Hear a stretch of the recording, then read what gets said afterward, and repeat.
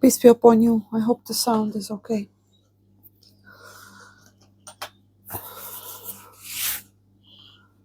If it's not, well, pazienza. It is what it is.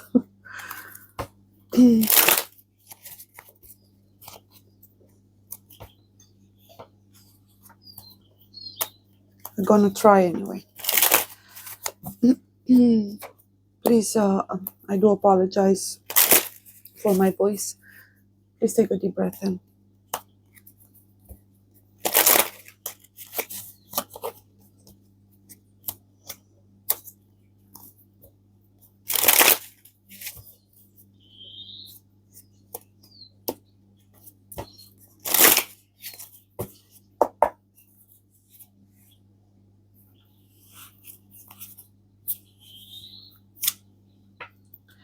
The Nine of Cups.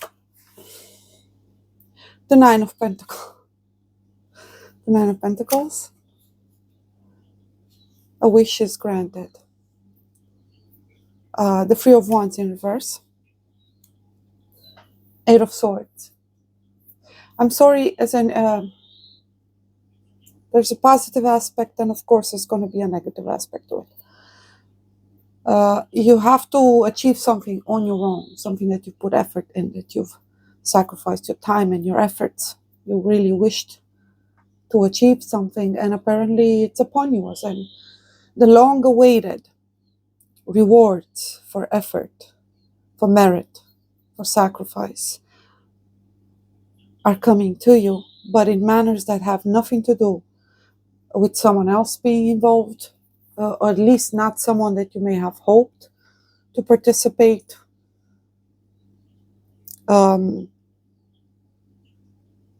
Respond to your gestures of affection, of care, etc. No. So this is not good news when it comes to anyone who was hoping for a mutual understanding of some sort, to make amends, to have someone meet them halfway, or at least hear them out, give them a fair chance, or so on. So it has to do with unrequited love, or just simply social-wise, lack of alignment, or not having found people that you genuinely resonate with, or that you could work with, or that they would have been open, well disposed, available towards you specifically. So you had to struggle a lot on your own. The good thing about that is that once you do see the results, the fruits of your labor, ultimately you're going to know for a fact that whatever you achieved here, you've earned it. No one helped you here. There was no help. There was no participation. There was no willingness, neither from authorities, neither for those who had the possibility, the opportunity, the position, the finances to do so, because there was no openness or willingness towards you. You felt as if everything is working against you. You constantly clashed with people, strong characters, and so on, either due to passions, views, etc., because you truly weren't willing to sacrifice things you believe in, your own heart, what you feel to be right, what you live for, your values, etc., things you care for. So you stood up for those very things, not for yourself per se, because it wasn't for yourself. How do we know it? Because that's why you lost so much. Relationships, favors, etc. You didn't compliment, you didn't stroke egos, you didn't enable, you didn't cater to, or support certain behaviors that you deem to be unfavorable, general-wise, as in coming from, egoism, or just with ulterior motives, toxic patterns, just evil, right? Ill-intended, and so on. When you perceive that in someone, whether that behavior or that gesture, that action was aimed towards you, or involved you or someone else, to you it was irrelevant. This is wrong. So you called it out in some form, even if it was just a gaze of yours, or your refusal to work with them, or based on their conditions, or play according to their own game. No, you had your own set of needs, conditions, your own character, your own attitude, and so on. So you didn't manage to align with anyone, to find common ground, to befriend. Um, it was rather because of who you are, and you paid for who you are. But who you are ultimately has to do with those very things that you stood for, even if it did come at such a high price for you. Even if it did cost you a job, a relationship, family, friends, stability, a home, money, work, good social standing, and so on. You just couldn't help it. It's a clear revelation of you having been true to whatever you were at any given time, ultimately. No matter how faulty or dysfunctional or problematic or politically incorrect, you took your stances, you made your choices. And yes, you've paid dearly for it. No one said it was going to be easy. And now it's time for you to receive the confirmation of having done the right thing. It's never wrong to be who you are. And you stood the test. You paid your dues. And now it's time for reward. A sincere wish granted. A sense of fulfillment and serenity and gratitude. Stability, no more lack, a sense of abundance, of independence. It is a year of individualism, individuation, independence, redefining was traits, identity, character, values, etc. The Eight of Swords, it means people may actually feel this energy because you've practiced for so long, and they actually perceive you as someone who has a sword to throw at them, as in judgment that is harsh, judgment that can harm. Why can it harm though? Because it's true. That's not your intention. You may not have even realized that you do that. It just goes with the territory, with who you are and the things you believe in and that you care for, right? Your very nature. This is a revelation of you owning to who you are and understanding that if you embrace, for example, truth, if you meet deceitful people, they will perceive you as an enemy. Vice versa. You recognize the deceit in them. And you may actually, tell them or refuse to engage with them or be unable to compromise or shut up when they start deceiving them.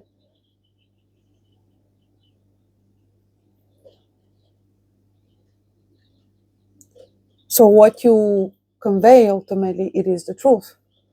Will it harm? Yes, but only the untrue, the deceitful, the deceivers. You cannot avoid that. It's inevitable. It comes with the territory. So if you're worried about having offended someone, you may be beating yourself up. If I only compromised, if I only shut up about that, if I didn't speak about that. No, quite the contrary. You're being advised currently to do more of that. Embrace it and learn to yield these words with rather more as your own personal tools. These are all swords that were shoved in your own heart, in your own back. Painful realization. And so you paid for this. You descended into the depths. You were hurt. And now they're yours to yield however you please. You've survived them. You're called to do more of that. Discover, embrace this aspect of you. Okay? Because I know you're struggling about this. There's something wrong with me. It's me. Yes, it's you. Of course it is. But who said that however you may be at any given time is actually wrong? You base it merely on the external factors. But the moment you go within and you check yourself, you realize, wait a minute, I actually did believe what I said at the time. I did feel what I expressed at the time, and so on. So what's wrong about that? Five of Pentacles.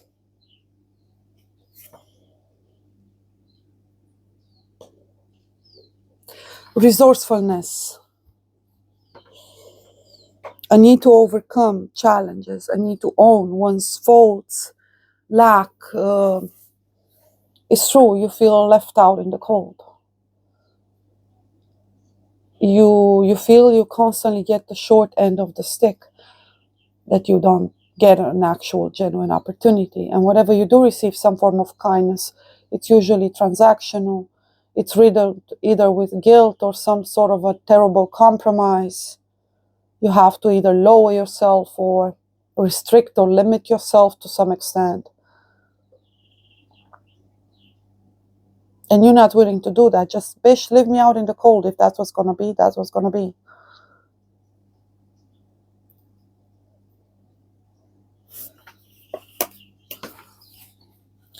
If there's someone that you're constantly thinking about, know that there is no way for the two of you to actually mend this. Ah, yes, the Six of Swords. Yes, there is something or someone still on your mind. It's time to leave it behind. But there are many ways of actually leaving things behind. The best way is not even to try to, but simply focus on the present and what you have now. And that's what's going to lead you forward. There is a future in which whomever or whatever you fear or hope for to come back around, to restore or recover from the past, there is no place for it. It will not happen.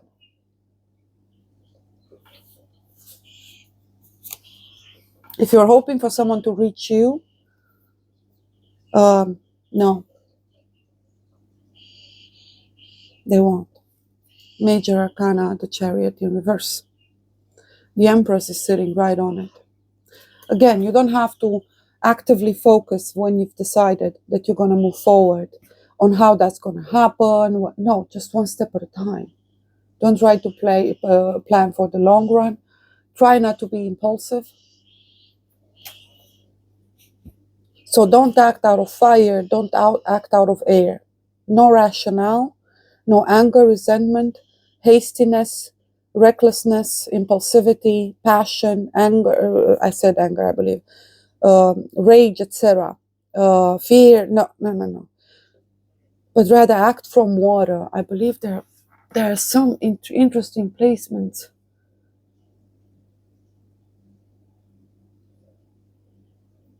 That you could actually get some insight from. But they're completely irrelevant at this time. Rather look at where the moon is in your chart. It may also have to do with death and transformation, of course. Finality, ending, liberation, and rebirth. So Eagle, Phoenix, Scorpio, Cancer, and so on. And of course, there's Pisces, hunch, intuition, visions, dreams, prophetic abilities, mentalism, which is rather more associated with Gemini, but in this case, Magician and High Priestess. Oh, the Magician may actually come in the picture, or you may embody that same energy yourself. Either way, you're definitely asked not to make any important decisions whatsoever. Flow with it. Things will just happen naturally. They do call for willpower, determination, clarity, and the choice. But it has to be rather more emotional. It doesn't have to necessarily translate logically, rationally. I know what I'm going to do. This is what is going to happen. This is what I have to work with. It doesn't mean don't explore that. But it should be an assessment that's rather more strictly objective and related to your current circumstances. So there's no way in hell you could ever try and control what's going to happen. If you attempt to do that, you're going to limit and restrict your actual potential and opportunities. which doesn't mean that you're going to have a world of opportunity. No, still your own. The path is still narrow, but it's not going to be determined by you. It's rather embraced by you, lived by you, lived out, played out, experienced, and walked by you. There's a difference. So if you act from this sense of, well, providence is with me, I am, right, a part of nature, and as everything else in nature, I need to try and moderate my resistance to the forces of nature, be able to discern and recognize the benign, positive, as much as the most needed, necessary, sometimes painful and destructive and transformative, such as, I'll give you major arcanas like the Tower, even judgment, for example, death, a different stage of the same process involving forces that are rather more dark and would be even the opposite of the lovers, right? The negative connotation of that would be devil, right? Energy. The Fool, when reversed, also is a terrible energy to have. The Emperor in reverse, or the Empress as well, terrible energy to have. So it's all a matter sometimes of just a perspective. So what this is telling you, you don't need to go outside over or put some tremendous effort into trying to find something that somehow it keeps slipping. It's all there. All the answers, everything you need to work with, it's right there. What you need to do is a shift in perspective, or use them in a different manner. When you change your use of things, your application of tools and skills and speech, and they will also yield a different result. So the place may be the same, but the weather is not the same. How you plant your seeds, how you till the soil, when you till, because timing is extremely important here. So here we have a negative kind of an energy, in the sense of represents a challenge, and you're called to see an opportunity in it. If you feel stuck, blocked, or don't know how to move forward, it means you got everything you need to individuate and decide to work with, right there, right now, within you, within your heart, within your mind, within all the skills and qualities invested in you, all revealed. You've mastered most of the ones that you actually need to work with currently.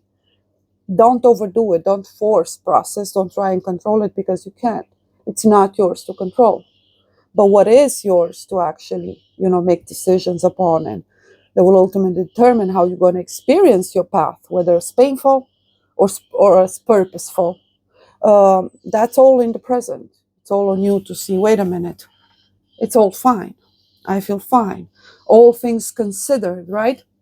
Despite, regardless, here I stand. Here I stand. On your own, yes, but what does that say about you? No one came to save you. You did not save anyone. That's very empowering. You release now your attempt or tendencies. The shadow plays both ways. It either has us try to change someone else or live vicariously through them and so on, or it constantly belittles or raises us falsely above anyone else, therefore rendering us, separating us from our very core and center that allows us to continue our growth, our exploration, our transformation, to stand corrected or guided and so on. So either way, the shadow constantly tries to control whether yourself, what you seek to become based on what you feel you have to become, and so on. Don't worry, whatever you need to be, you're going to be. There's no way to avoid it. It's inevitable. If it's a Margaret, it's going to be a Margaret. If it's a Rose, it's going to be a Rose. Isn't it? It's the same with you. Just got to accept who you are. There's a quote from Emil Cioran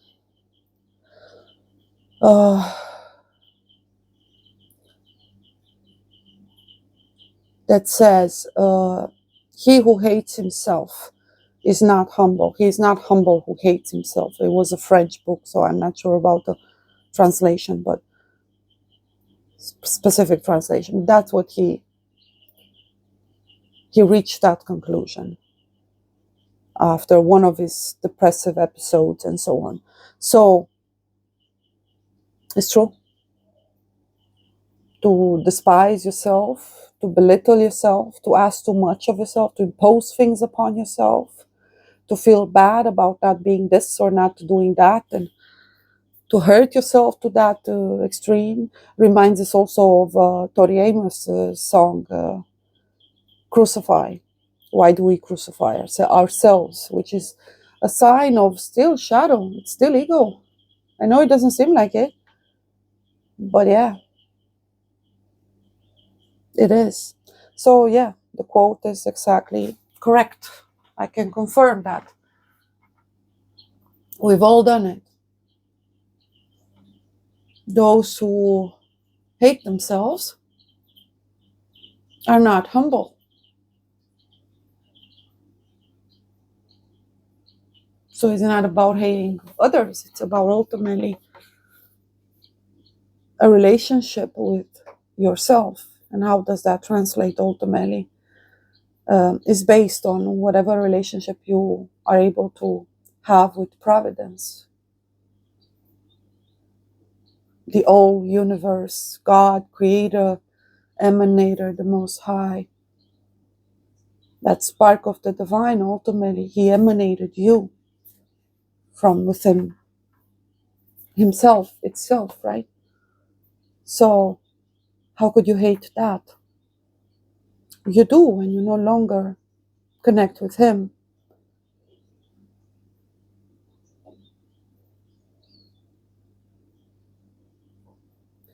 So you're asked to trust the process.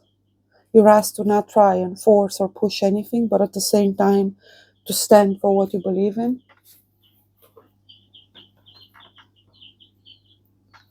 And remember that you were sustained for all of this. And yes, you were alone, but were you ultimately? What was that force that gave you that strength, that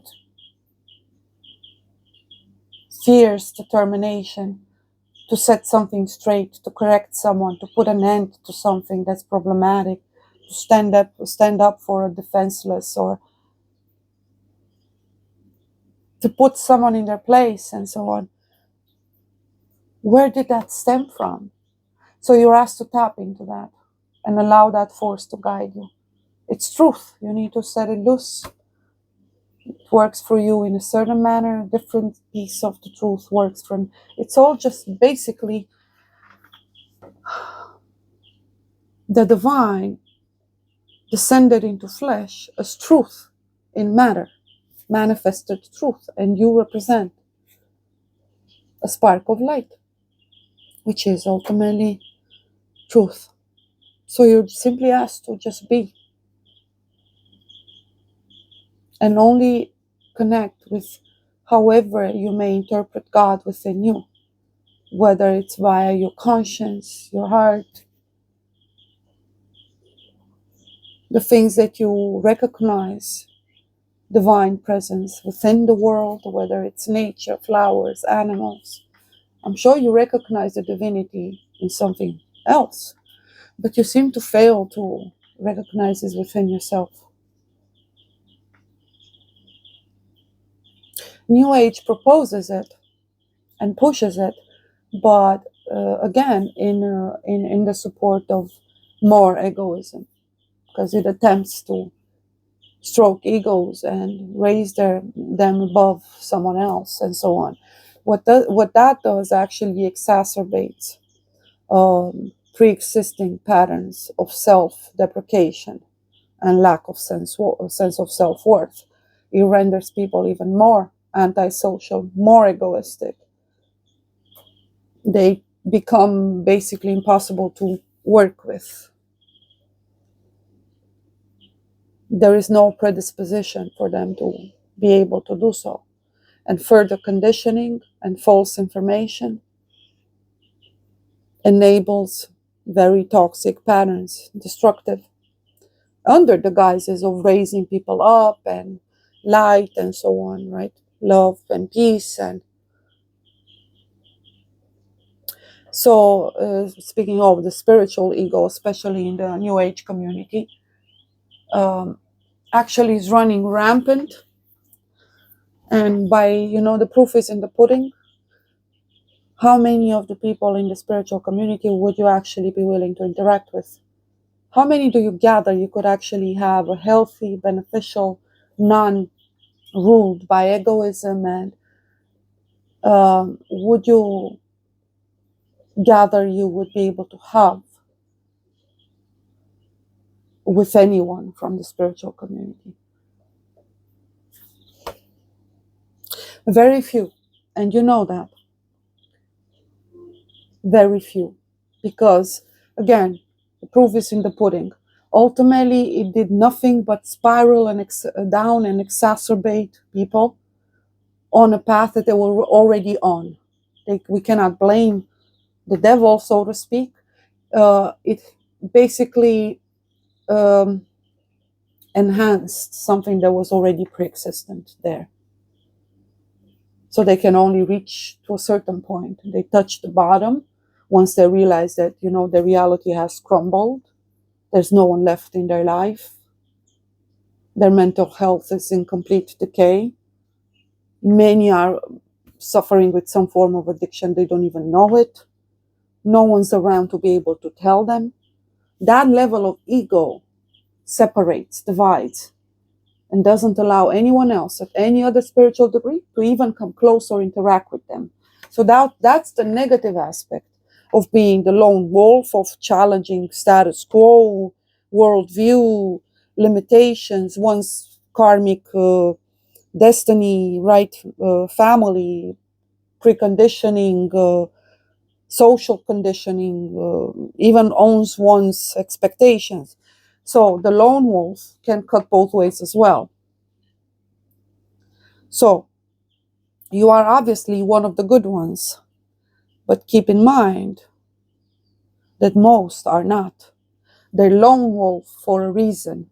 Always beware when nature isolates something. Okay? Much like our immune system does.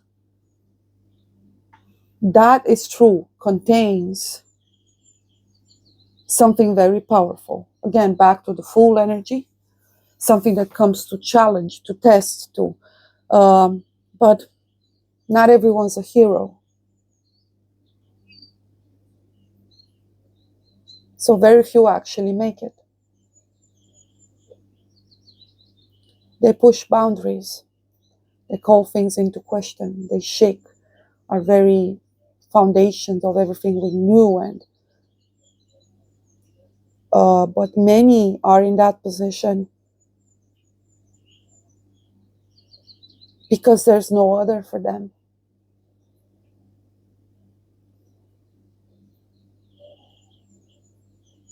Not from that level of brokenness.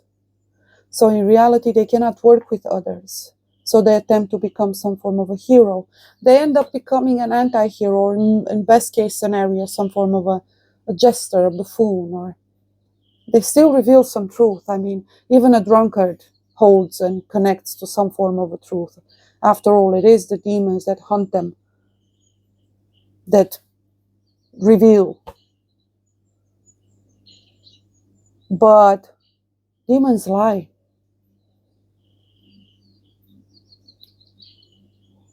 And two things can be true at the same time.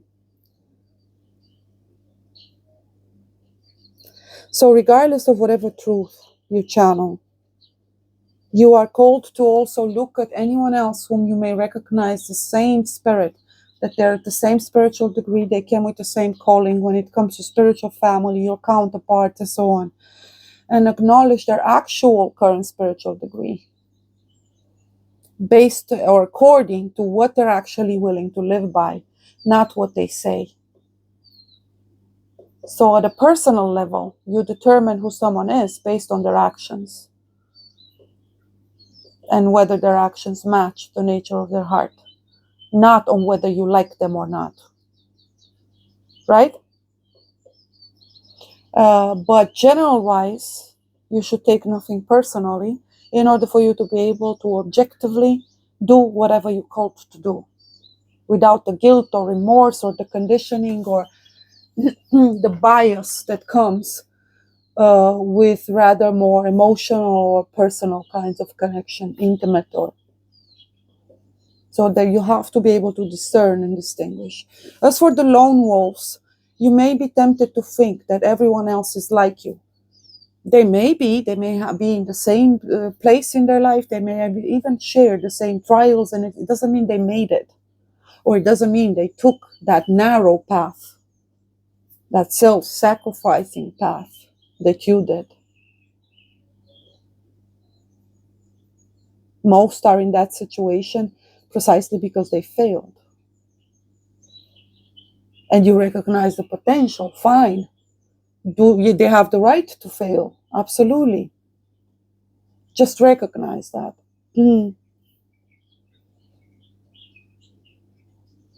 So don't confuse the vessels of truth, the means through which you come across it and so on, with the said truth itself. And most importantly, what's it to you ultimately? And when you interact with others, all you have to determine is whether they're authentically who they say they are. And then you determine on whether you're fine with that. Otherwise, you will be tempted to either, again, try and change yourself, or try and force or manipulate them into changing them.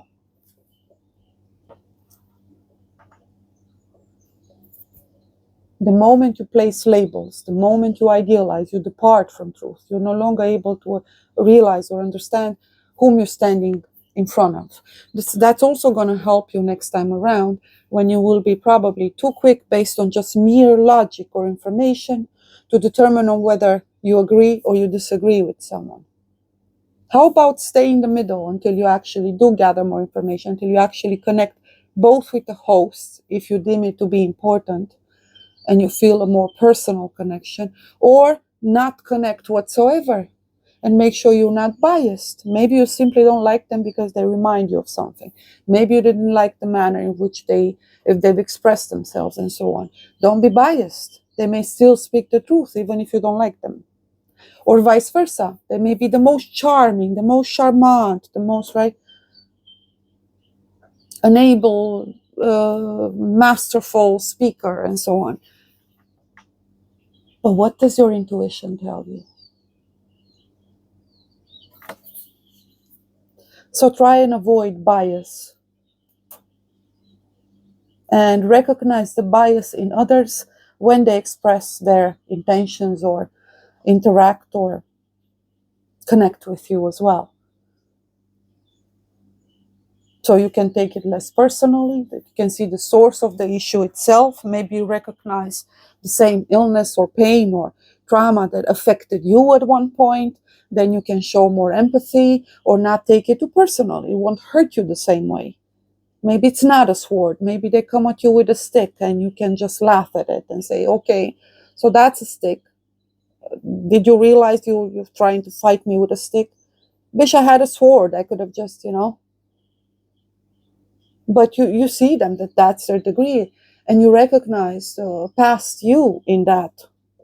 So you can handle it differently and see the purpose of that interaction.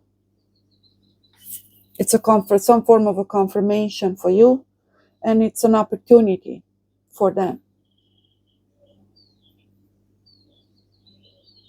Maybe you can speak to them about that self you recognized in them, and maybe speak of how you've managed to defeat it, to outgrow it too. So all your pain, all your experiences, all your whatever triggers you, other people's behavior towards you, it's all an opportunity, or of no significance to you whatsoever. It's up to you to discern and determine that. You cannot do that again if there's bias. So you've reached that powerful level, whereas you can actually do that. It's a process that you can do very swiftly. You can be extremely objective, sharp, to the point, quick, informed, experienced. And intuitive wise, you're also connected to the divine mind. And your focus is on, obviously, the highest good. So and you've always done it, actually, without inadvertently putting yourself already in the service of the highest good. So there are rewards here that do not involve you moving, traveling, or making hasty moves here or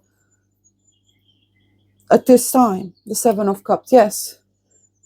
At this time, again, don't get lost in whatever options, trying to individuate and nothing. You're fine. You're fine. You're fine. Take a moment. Take a moment. I would strongly advise you at this point to not travel, to not go towards anyone else, to not entertain other people's proposals, offers, their own challenges. You cannot support them right now. This is about you, your own financial stability, your needs being met, your redefining of prosperity and abundance, your gratitude, your healing, your emotional inner harmony and balance, your connection with the divine, your intuition, and just overall health, your sustenance, the adjustment you need to do in connection to what you actually consume or eat, your perception of what purpose is, and connection with work. General wise, it means that you are quite capable, but do you really want to do what you're called to do, what you feel you have as an option to do, your current work and occupation, and then how do you apply everything you are, on a more personal level at this point, and more tangible, or what appears to be more redundant, even simplified manner. How do you live? How do you decorate your home? Man sanctifies his place, as they say, right?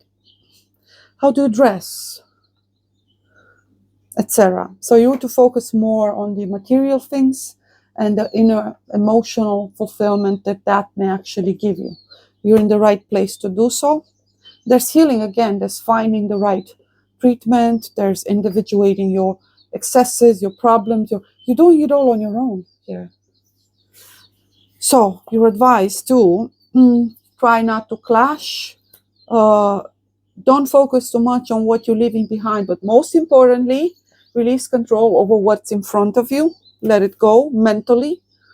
You may feel that still some things are unresolved. You may still, obviously, objectively realize what you need, what you lack. Fine, focus on that. Try and avoid any clash with anyone. Continue to express your views. Use that as a call for you to finally embrace who you are. Timing is at play. This is exactly what the world needs. You as you are, authentically so. You'll be practicing up until now.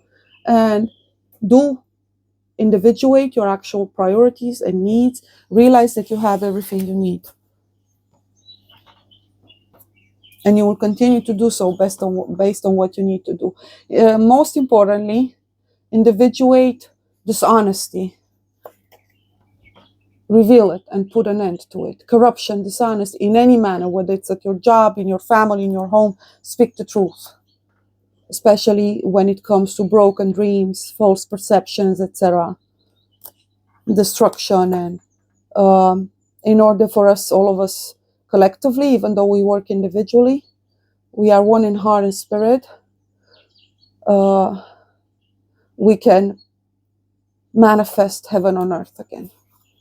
The world was upside down. It still is. So we need to flip it. Shalom.